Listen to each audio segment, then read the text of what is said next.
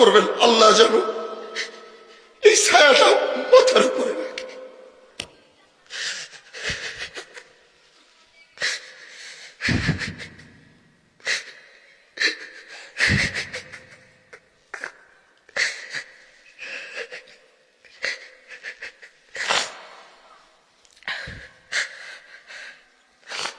আল্লাহ যেন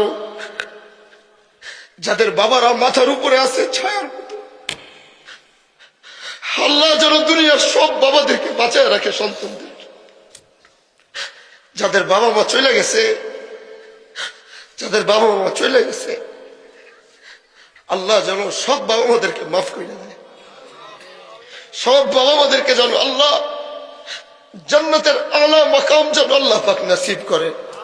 ও দোস্ত, যাদের বাবা মা বাইচা আছে, হাতে ধরি, পায়ে ধরি, বাবা কি জিনিস বাইচা আছে দেখে বুঝি।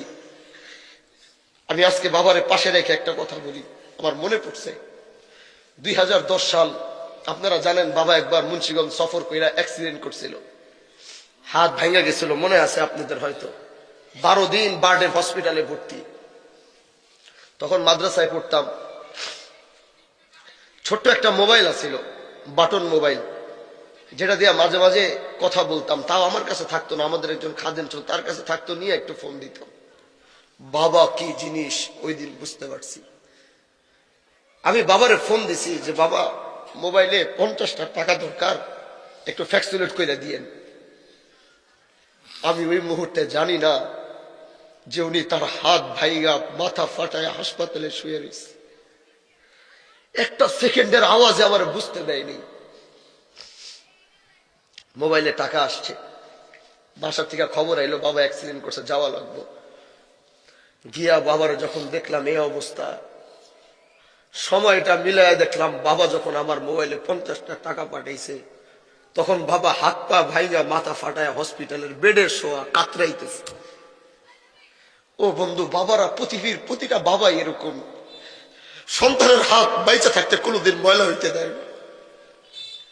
নিজের ঘাম নিজের রক্ত ঝরায় ফেলবে, নিজের মাথা ঘাম পায়ে ফেলাই দিবে, তাও সন্তানকে কষ্ট করতে দিবে না, সন্তানের মারে কোনোদিন কষ্ট করতে দিবে না।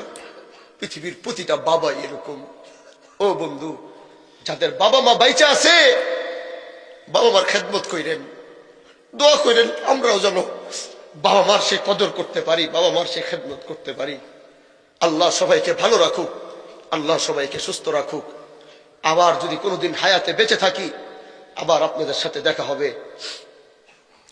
ভালো থাকবেন, সুস্থ থাকবেন। বাহাদুরপুরের মাহফিল আগামী 15, 16, 17 ফেব্রুয়ারি। বাহাদুরপুরের মাহফিল আগামী 15, 16, 17 ফেব্রুয়ারি, বুধ, বৃহস্পতি, শুক্র আগামী বাহাদুরপুরের মাহফিল। আপনাদের সবার দাওয়াত। আগামীকালকে আপনাদের এখানে মাহফিল হবে।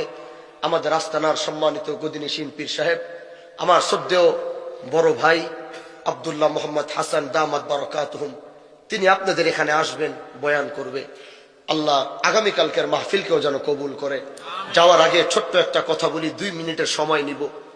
যদি আপনাদের মন চাই দিবেন, না মন চাইলে দিবেন না, কোনো আপত্তি নেই, কষ্ট নাই। যেহেতু আপনার এখানে বাহাদুরপুরের মুরিদ বেশি, তাই কথাটা বলতেছি, না হলে বলতাম না। বাবা পীর মোহসেন উদ্দিন দুদু মিয়া রহমাতুল্লাহ আলাইহি যে এতিমখানা, এটার দায়িত্বে ছিলেন, এখনো দায়িত্বে আছেন। বাবা কিছুদিন আগে বলতেছিলেন যে বাবা, তোমার দাদার নামের মাদ্রাসাটা এরকম টিন সেট পইরা থাকবে, এটা আমি কোনোদিন দেখতে চাই না। আমি চাই আল্লাহ আমাকে দুনিয়া থেকে নেওয়ার আগে আমি তোমার দাদার নামের এই প্রতিষ্ঠানটাকে দেখবো, একটু দালাল হইছে, এটা আমার একটা চাওয়া। বাবা কথা বলছে, সন্তান শুনছে, ভিতরে গিয়া কথাটা ধাক্কা দিছে। কেমন সন্তান হইলাম, দাদা জান রহমতুল্লাহ আলাইহির নামের দিয়া এক এক এলাকায় প্রতিষ্ঠান করা হয়েছে, ওগুলা বিল্ডিং হয়ে গেছে। বাহাদুরপুরেরটা আলহামদুলিল্লাহ কওমি মাদ্রাসা এখন ভবন হয়েছে, আলিয়া মাদ্রাসা ভবন হয়েছে।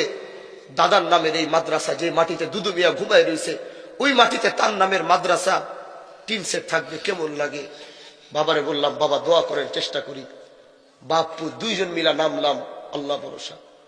বাবা সামনে বসা বলা ঠিক না, নিজের মুন্সিগঞ্জের জমি 40 লাখ টাকা দিয়ে 20 লাখ টাকা দিয়ে বিক্রি করলাম। পাইলিং করছি, পাইলিং এর খরচ, পাইলিং 20 লাখ টাকা মাটির নিচে পাইলিং এ খরচ হয়েছে।